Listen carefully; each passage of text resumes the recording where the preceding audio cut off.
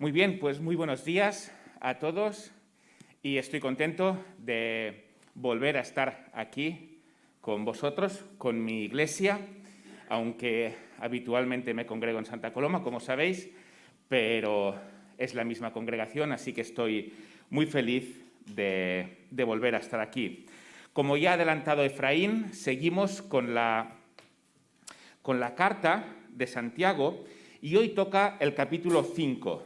Los 6 primeros versículos del capítulo 5 de la carta de Santiago. Así que os invito a abrir las Biblias o a encender los móviles o donde tengáis la Biblia, abrirla, porque este es el texto que iremos siguiendo.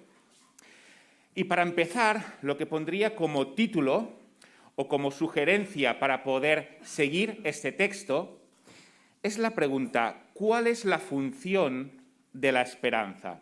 ¿Cuál es para ti y cuál es para mí la función de nuestra esperanza? Y a partir de aquí voy a coger prestado un título de GBU, a su vez inspirado en John Lennon, que es Imagina que hay cielo. John Lennon decía lo contrario, evidentemente, pero GBU decía Imagina que hay cielo. Pues vamos a leer en el capítulo 5 de Santiago, empezando en el versículo 1. Aquí dice: vamos ahora, ricos, llorad y aullad por las miserias que os vendrán. Y este versículo es el que da forma a todo lo que vamos a ver hasta el versículo 6. Este es el que modela el resto de lo que veremos. ¿Qué nos plantea este primer versículo, el versículo 1? Pues nos plantea dos preguntas básicas.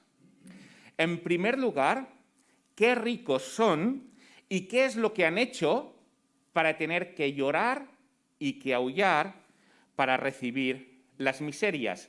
¿Qué ricos son estos y qué es lo que han hecho para merecer esto? Y en segundo lugar, la pregunta la que nos surge de este texto es: ¿cuándo les vendrán estas miserias? Según el primer versículo, les van a venir unas miserias. Muy bien, ¿cuándo les van a venir estas miserias? Esto es lo que veremos en la exposición de hoy. Así que, en primer lugar, ¿qué ricos son y qué es lo que han hecho para merecer el hecho de tener que llorar y que aullar?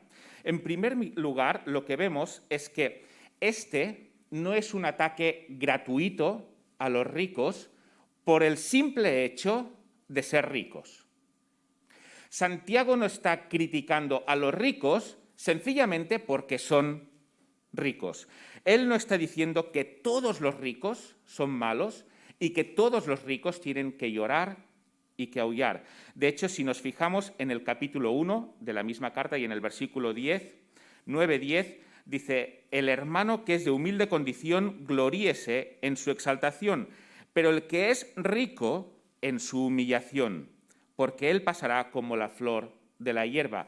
Fijémonos que en el primer capítulo está llamando hermano a ricos, a un rico. Lo que le dice es: cuidado y no te enaltezcas por las riquezas, porque eso va a pasar. Pero no le critica, no le lanza ninguna crítica. Y le llama hermano a alguien que es rico. Pero no solamente en Santiago, sino que en el Nuevo Testamento vemos a ricos que no son criticados. Al contrario, son alabados.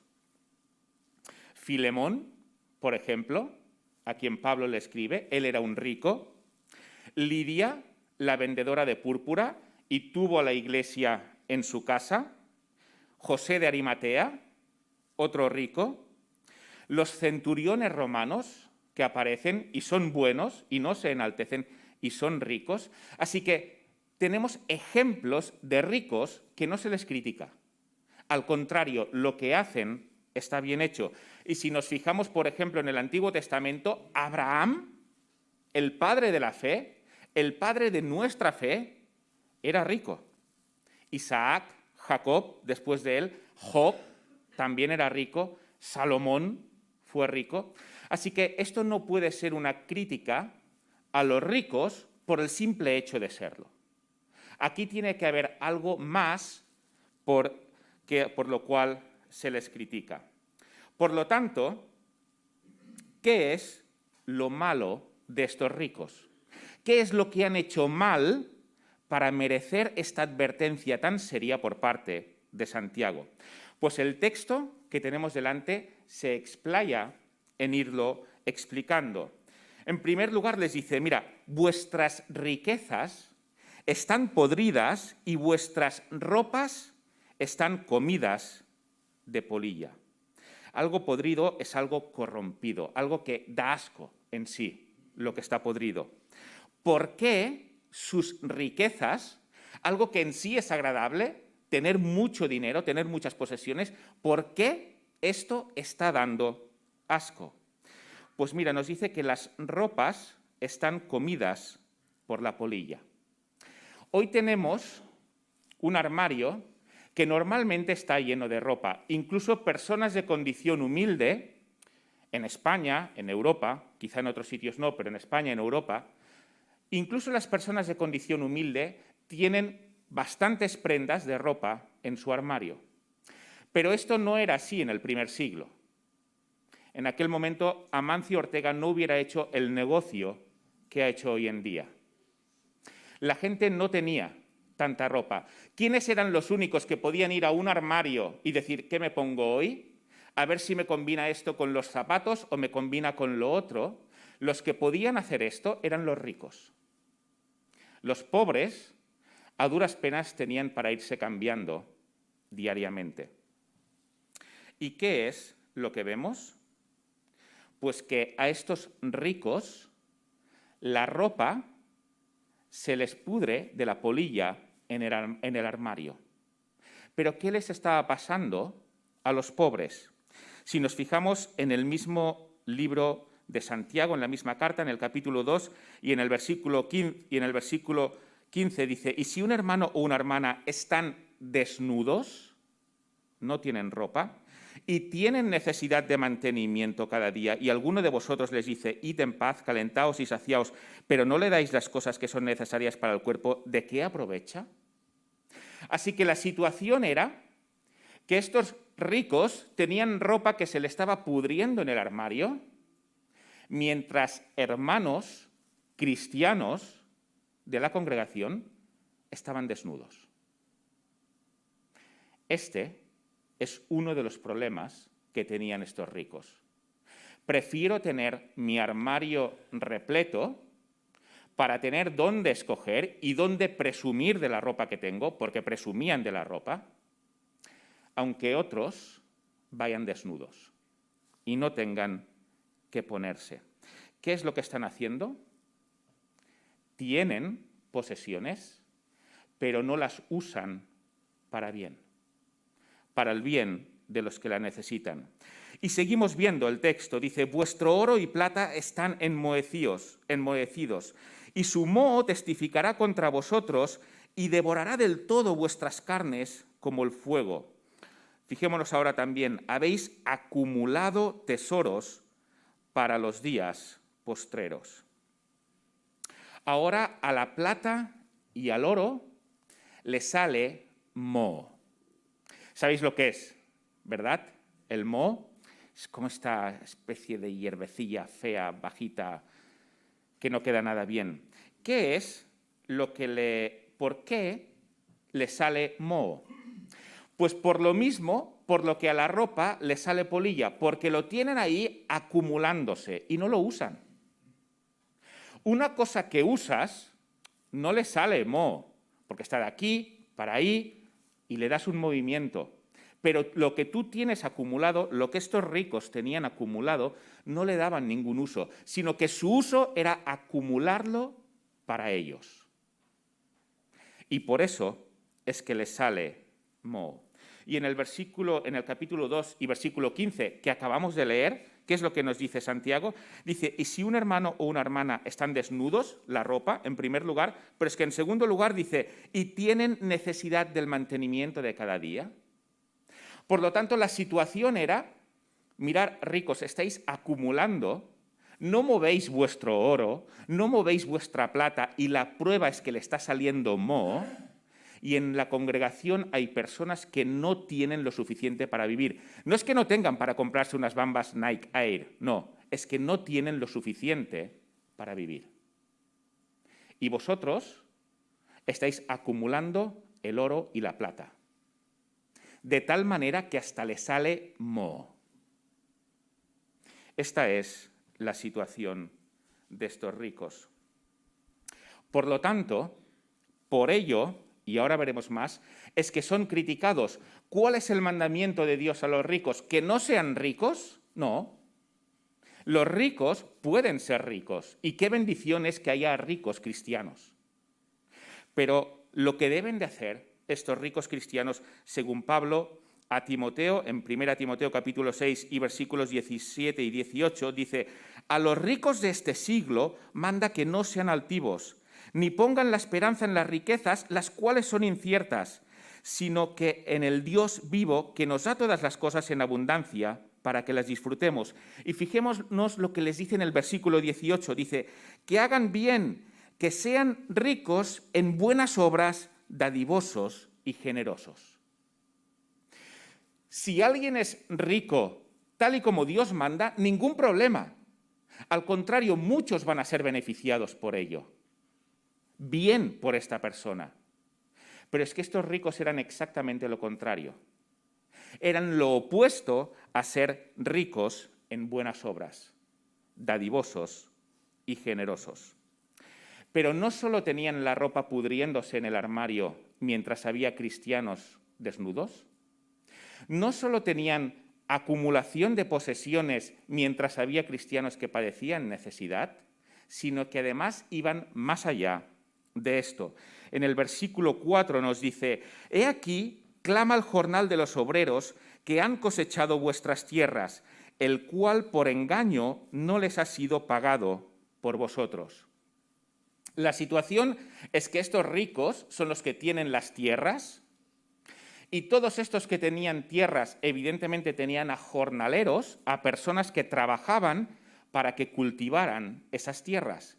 Y ellos les contrataban, muchas veces por días.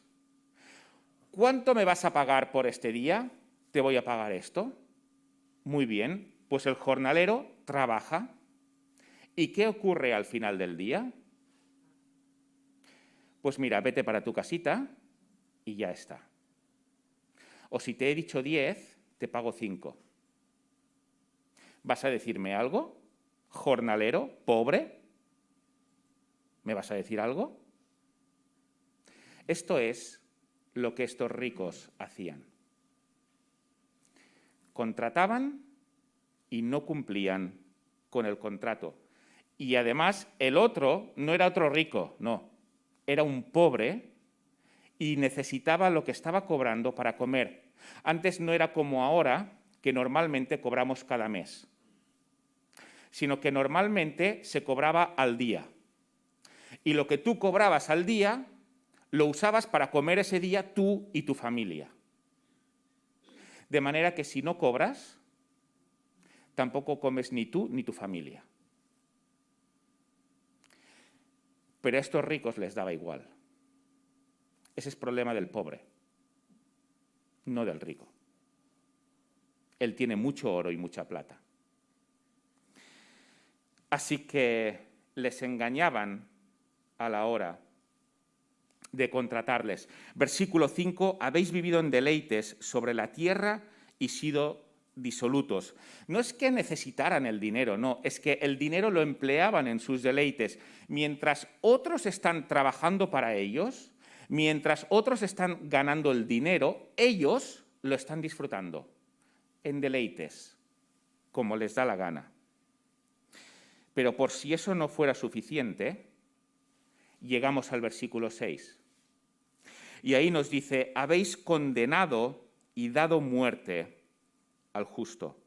Así que no se trata únicamente de no pagar el jornal correcto al que ha estado trabajando, sino que además, si por lo que sea el jornalero dice: perdona, estás haciendo mal, no estás cumpliendo mi contrato. ¿Cuál es la actitud del rico? ¿Así?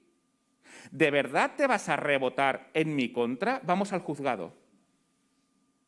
Vamos al juzgado, que vas a ver quién es el que controla a los jueces.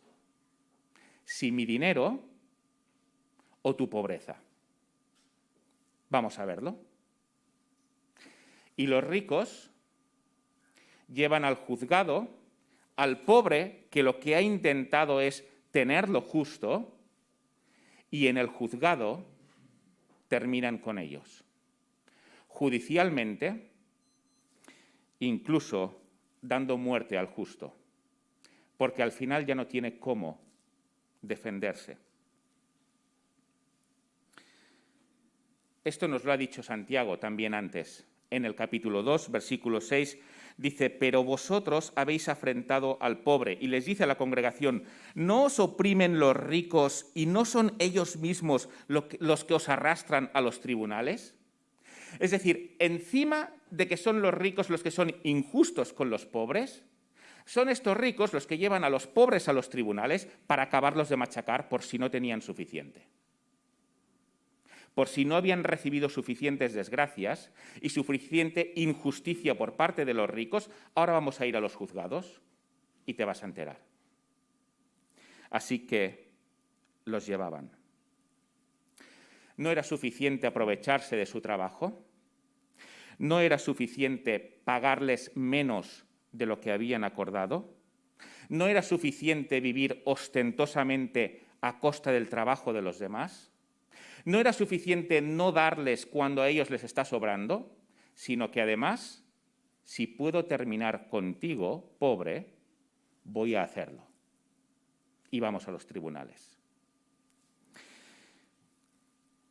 Este es el problema de estos ricos. Por lo tanto, el problema aquí no es el hecho de tener dinero. El problema aquí es qué haces con tu posición de rico. Y ellos lo que hacían era no usar las riquezas para ayudar a los demás. No se les pide que pierdan todo lo que tienen. No, mantén cosas. Eres rico, puedes disfrutar de ello, pero ayuda a los demás. Además, eran injustos con sus trabajadores y además les llevaban a los tribunales. Esta es la actitud de los ricos. Y ahora yo os pregunto, bueno, ¿podemos quizá llegar a la conclusión de que esto era algo típico del primer siglo? ¿O Santiago está haciendo aquí una descripción exacta de lo que es la realidad hoy en día? Si Santiago escribe esto en febrero del año 2021, le diremos: la has clavado. Es que vamos, has hecho una radiografía perfecta de lo que es la sociedad. No ha cambiado las cosas en absoluto. Lo que tenemos que hacer es hacer caso a la Biblia y decir que no hay nada nuevo debajo del sol. Lo que Santiago está describiendo como la situación en el primer siglo, 20 siglos más tarde, sigue siendo la misma. Ayer vi un cartel en la calle que ponía, en una entidad bancaria, que ponía: la esperanza está en la educación. Porque presuponen que educando a la gente, entonces van a terminar estos problemas. Por lo tanto, la esperanza está en la educación y esta entidad bancaria hacía gala de su generosidad porque ayudaba a que hubiera más educación. Pero han pasado 2000 años desde que Santiago escribió esto. En estos 2000 años la educación ha aumentado muchísimo. Prácticamente la totalidad de los que estamos aquí podemos leer y escribir. En aquel momento era extraño que alguien pudiera hacerlo. Ha aumentado la educación como nunca, pero la radiografía de la sociedad es la misma. ¿Por qué? Porque podemos ser los más cultos del mundo Pero mientras nuestro corazón no sea cambiado por Dios, nada de esto va a cambiar. Podemos poner una universidad en cada esquina, incluso que nos enseñen ética, da igual. Mientras el corazón del ser humano no sea cambiado por Dios, esta radiografía continuará siendo válida. Porque, por supuesto, la educación no es la esperanza. Y estoy a favor de la educación. Me encanta y me encanta seguir estudiando, entendedme. Pero, por favor, no depositemos la esperanza en que siendo educados evitaremos esto. Es más, los ricos suelen ser gente educada.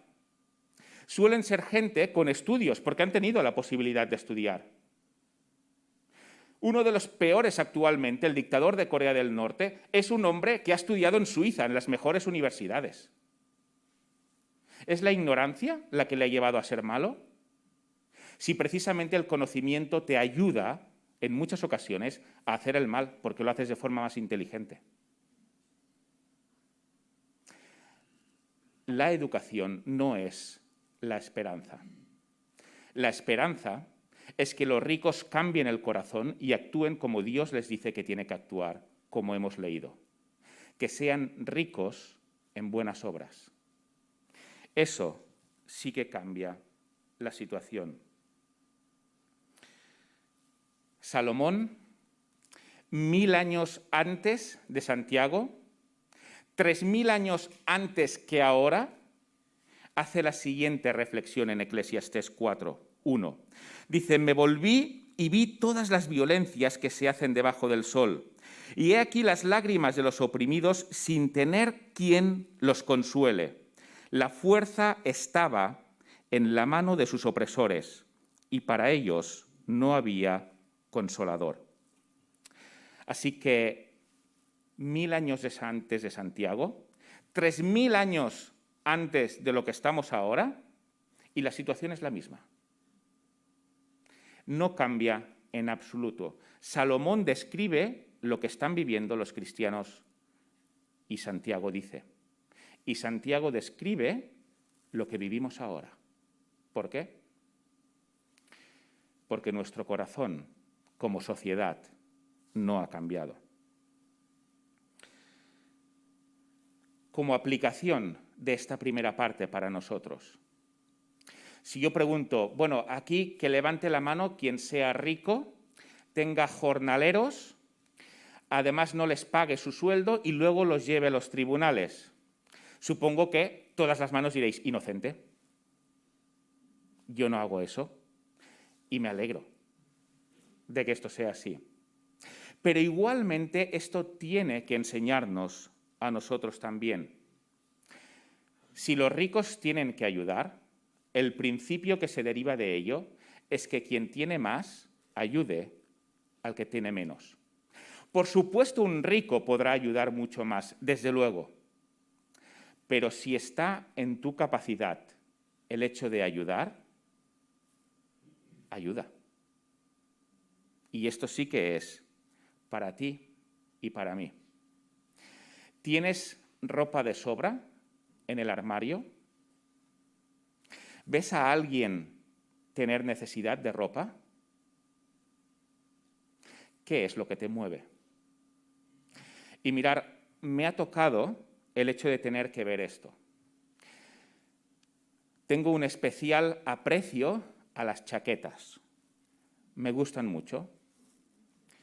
Y durante tiempo he ido acumulando bastantes. Y la Daniela me dice, es que no te caben en el armario. Digo, da igual, las ponemos en casa de mis padres. Y no hace tanto vi a una persona que tenía necesidad de chaquetas. Y me pongo a repasar entre las mías y digo, oh, es que no me quiero desprender de ninguna. De verdad, ¿eh? O sea, siento vergüenza por ello. Y hay chaquetas que hace 5 años que no me las he puesto. No me las voy a poner jamás en la vida. Pero me gustan en mi armario. ¿Quién está controlando mi corazón? Es vergonzoso esto, ¿eh? Y meditar en ello me ha hecho cambiar Ya tengo pensada la que le voy a dar. Pero es verdad, es verdad. No soy un rico jornalero, pero sí tengo chaquetas de sobras y sí hay gente que las necesita. Este texto es para mí. Porque no quiero que cuando llegue al cielo, Dios me diga, mira, tus chaquetas se estaban puliendo como la porilla en tu armario y conocías a gente necesitada. ¿Qué hiciste? Yo no podré excusarme diciendo, yo no era multimillonario, yo no tenía jornaleros a mi cargo, yo no llevé a nadie a los tribunales. No podré excusarme. Ese texto está para que recapacitemos en ello. En segundo lugar, y en último lugar, ¿cuándo les vendrán estas miserias? Porque el primer versículo, que hemos dicho que conduce todo el pasaje, nos habla de unas miserias que les van a venir. ¿Cuándo les van a venir estas miserias? Vamos a irlo viendo. El texto nos dice, y ahora volvemos atrás, fijándonos en el cuándo, su moho testificará contra vosotros y devorará del todo vuestras carnes como fuego. ¿Cuándo las carnes de alguien serán devoradas como fuego? Si este alguien no ha hecho el bien, ¿cuándo ocurrirá esto? Versículo 4. He aquí clama el jornal de los obreros que han cosechado vuestras tierras, el cual por engaño no les ha sido pagado por vosotros, y los clamores de los que habían segado han entrado, fijémonos, en los oídos del Señor de los ejércitos. ¿Cuándo será peligroso para los ricos que el Señor de los ejércitos haya escuchado el clamor de los pobres? ¿Cuándo será peligroso para ellos? ¿En ese momento? ¿En el que estaban disfrutando? ¿En el que estaban llevando a los pobres a los tribunales? Versículo 5. Habéis vivido en deleites sobre la tierra y sido disolutos. Habéis engordado vuestros corazones como en el día de la matanza. Algo tremendamente ilustrativo para un judío. Los judíos entendían perfectamente lo que era el día de la matanza, cuando el animal ya estaba suficientemente gordo como para matarlo y comérselo. La muerte del animal. Y Santiago les dice, mira, vuestros corazones están gordos como esos animales a los que ya matamos. Id atando cabos, ricos. Y si hasta ahora no nos ha quedado claro el cuándo van a tener las consecuencias de todo ello, voy a tomar prestado el versículo que no me toca, pero es el siguiente, del siguiente día. Versículo 7, ahí nos lo dice ya explícitamente.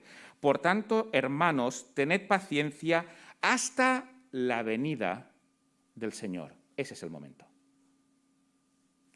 En este momento es cuando los ricos llorarán y aullarán.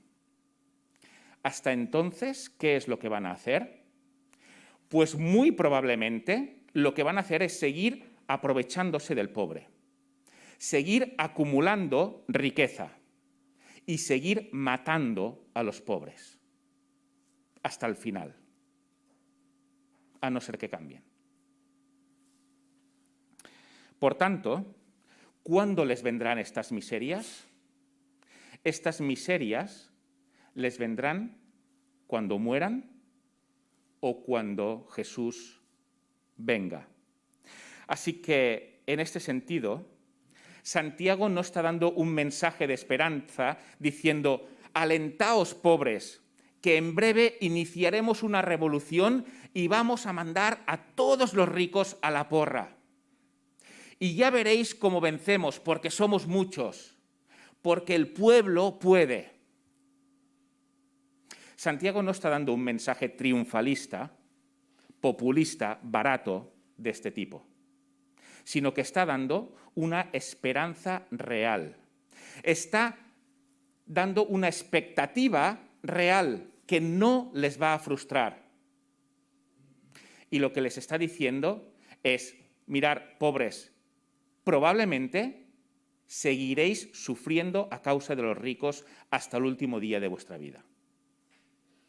Y ellos continuarán disfrutando hasta el último día de su vida. No nos hagamos ilusiones vanas, porque no va a ser de otra manera. Pero al final van a aullar.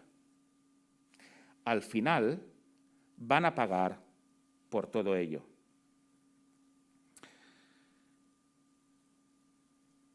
Y ¿sabéis una cosa? Santiago hizo esto como un motivo de esperanza para los pobres de la congregación. Y aquí podemos pensar, ¿de verdad, Santiago, estás pensando que nos consolemos si lo que nos estás diciendo es que hasta la segunda venida esto no va a cambiar? Ostras, esperaba mejores noticias. Esperaba que esto pudiera cambiar antes. Ya no digo ser yo rico, que no quiero serlo, pero como mínimo que no me opriman así. Esperaba que el Dios que nos has predicado pusiera una solución a esto antes de que Él viniera o antes de que muriéramos. No, no la hay. La solución definitiva es en la esperanza cuando el Señor venga. Pero, además de ello, veamos esto con la perspectiva de 2000 años después. El momento en el que estaban sufriendo estos pobres, lo estaban pasando muy mal. Y además, el tiempo les parecía eterno. ¿Cuándo va a acabar este sufrimiento? Y el tiempo a los ricos les parecía genial. Estamos en los deleites. Así voy a estar en la perfección. Pero ¿cuál es la realidad? La realidad es que estos ricos, si no se han arrepentido, llevan 2000 años aullando y llorando. Esa es la realidad. Y la realidad es que estos pobres están en el seno de Abraham. Si ellos miran ahora la perspectiva, dicen, por supuesto mereció la pena. Evidentemente en el momento era súper duro, era insoportable. Y el tiempo de espera padeciendo se les hacía eterno, ¿de acuerdo? Pero ya ha pasado. Antes aullaban los pobres, ahora el que está aullando es el rico. Estos que hacían esto. Y además, fijémonos que Santiago no da este texto para decir a los ricos, convertíos, cambiad, porque si no, no vais a estar en el cielo, vais a estar en el infierno. Santiago no lo hace así. Por supuesto, ojalá y esto lleve a los ricos a cambiar, por supuesto. Incluso podía estar en la mente de Santiago, ojalá y les lleve a cambiar, pero Santiago no escribe de esta forma. Santiago da por hecho que no van a cambiar. Es absolutamente determinista, van a estar ahí. No les dice esto para que cambien, sino que les informa de lo que les va a venir. No les está diciendo, pero cambiad para que no os vengan estos aullidos. No, no lo dice. ¿Por qué? Porque no se está dirigiendo a los ricos en sí, se está dirigiendo a los pobres, para enseñarles cuál es el destino de estos ricos que actúan de esta forma. Y fijémonos que anteriormente, cuando Santiago ha hablado a esas personas que tenían actitudes no correctas, pero no eran estos ricos, él les dice en el capítulo 4, en los versículos 9 y 10, afligíos y lamentad, llorad, vuestra risa se convierta en lloro y vuestro gozo en tristeza. Hasta aquí podía estar hablando de estos ricos, pero a los otros les dice después, humillaos delante del Señor y Él os exaltará. Está poniendo las dos caras de la moneda. Mira, humíllate para ser exaltado. Pero aquí no lo está haciendo. Aquí está dando por sentado que los ricos van a continuar de la misma forma hasta el final. Porque, por desgracia, esta suele ser la actitud. Ojalá y alguno se convierta y cambie. Pero, por desgracia, los deleites tiran mucho, aunque terminen en aullidos. Por lo tanto, el resumen de este texto es que los ricos no son malos por ser ricos, sino que lo son porque no utilizan sus riquezas para ayudar, porque son injustos con sus trabajadores y porque encima, si alguno reclama algo, lo llevan a los tribunales para terminar de acabar con él. Pero debido a esto, deben llorar y aullar, porque el final será estar en un lugar donde su carne será quemada. Y entonces sí que se van a acordar. Y el motivo de darnos este panorama de los ricos, el motivo que Santiago tiene en mente es el que nos dice en el versículo 7. Por lo tanto, es decir, por esto que os acabo de decir, por todo lo que os acabo de enseñar sobre los ricos, en el versículo 7, dice, por tanto, hermanos, tened paciencia. El objetivo de conocer este final sobre las personas que actúan así es tener paciencia. Ten paciencia, porque el final es este. Aunque ahora se hace eterno, y lo entiendo, pero ten paciencia, porque igual que a estos ricos les llegó lo malo, igual que a estos pobres les llegó lo bueno, ocurrirá en nuestra generación, aunque ahora se nos haga largo. Entendemos ahora la frase que he dicho al principio, ¿cuál es la función de la esperanza? Y imagina que hay cielo.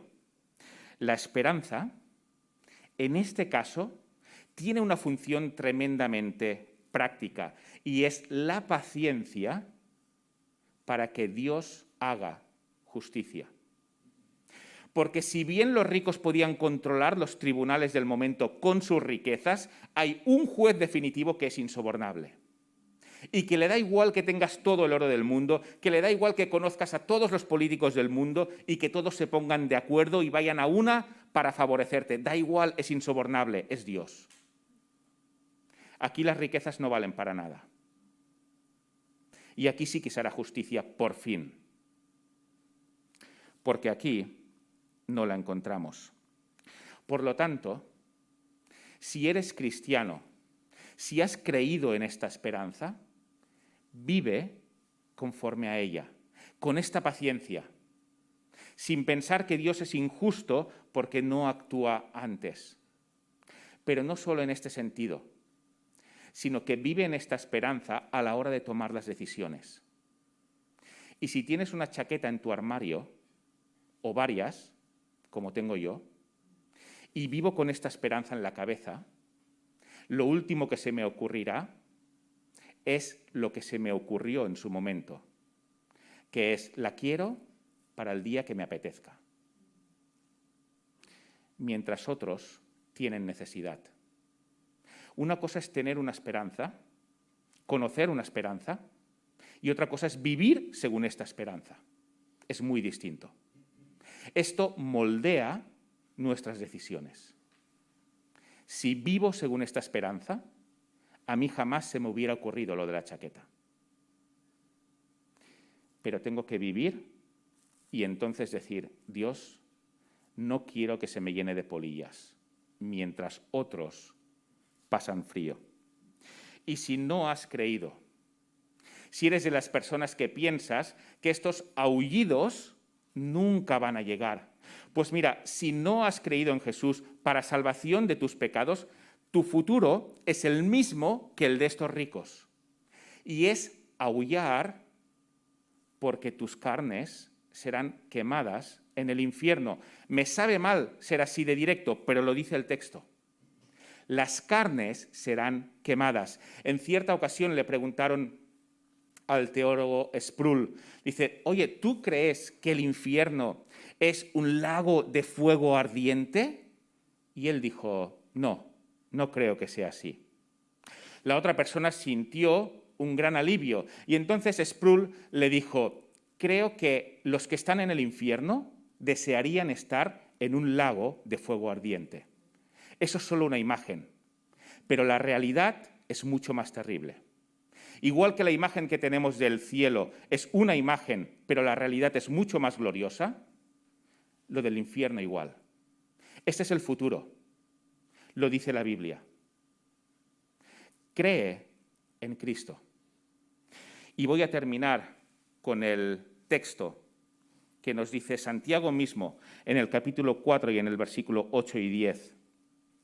Para estas personas que todavía no han confiado en Él, dice, acercaos a Dios y Él se acercará a vosotros. Pecadores, limpiad las manos y vosotros los de doble ánimo, purificad vuestros corazones. Afligíos y lamentad y llorad. Vuestra risa se convierta en lloro y vuestro gozo en tristeza. Humillaos delante del Señor. Humillaos delante del Señor. Y me lo digo a mí. Y Él os exaltará. Pues que el Señor nos ayude a reconocerle y a vivir conforme a esta esperanza, que como vemos tiene muchas consecuencias prácticas. Amén.